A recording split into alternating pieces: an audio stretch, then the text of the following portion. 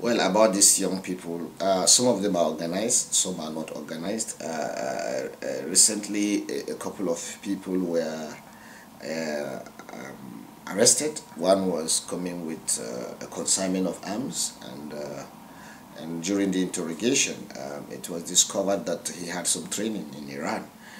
So some of them have international training on how to be militant, how to be a militia. The agendas for those sponsoring them we do not know. And some of them are just disgruntled. They are saying that the state has failed and they need an alternative. An alternative is to go under a group. And what group? Some of them, most of those groups that people get easily enrolled are those that have religious coloration, because anything, you can manipulate anybody using religion, because religion in Nigeria is a very religious nation. Bertelsmann Foundation in Germany said Nigeria is 92% most religious nation in the world. I keep saying one thing. I say it is one thing to be religious and another thing to be godly.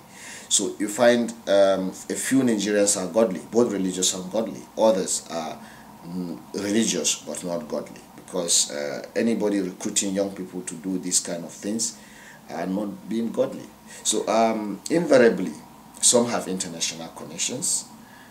Some are local, grown because of their disenchantment, and some of them actually are saying we are fighting to correct the evil, the corruption, and in trying to correct the evil, they become evil themselves because they are not following the due process of the law of the land. So a few of them have international connections, and when they come back, they train others to do that.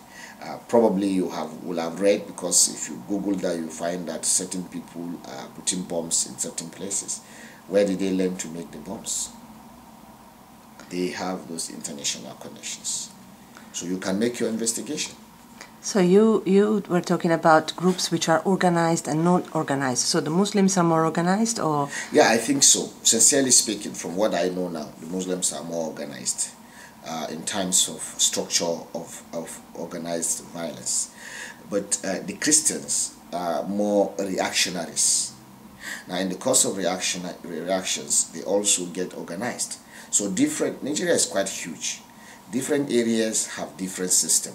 The Christian groups are like local organized for either defense or attack, because they too can attack.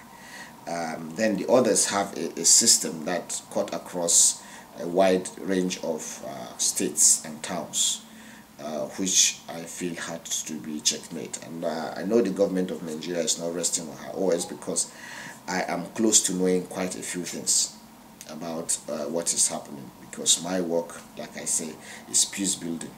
And I need even those militias. I go to them and I want to stop them from doing it. My work is at risk. My life is at risk.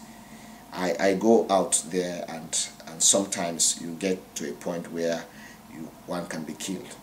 I have an attempt on my personality by some Christian groups who did not like what I was doing. My colleague, the Imam, had a fatwa on him by young Muslims who felt he wasn't doing the right thing. So we are at risk, and we are doing this at the risk of our lives. If today I get killed, my family will suffer, because there is even nothing. In short, it's just nothing in terms of life security, insurance, or anything. We are just doing this for charity, because we have seen the evil of militancy, and we are giving our lives to stop it. Militia movements have to be dislodged, but you have to use the system, within the system, to recruit those who have tendency to change. You cannot come from outside to change. You must have their mentality, their ideology, to be able to dismantle them. And it's quite risky.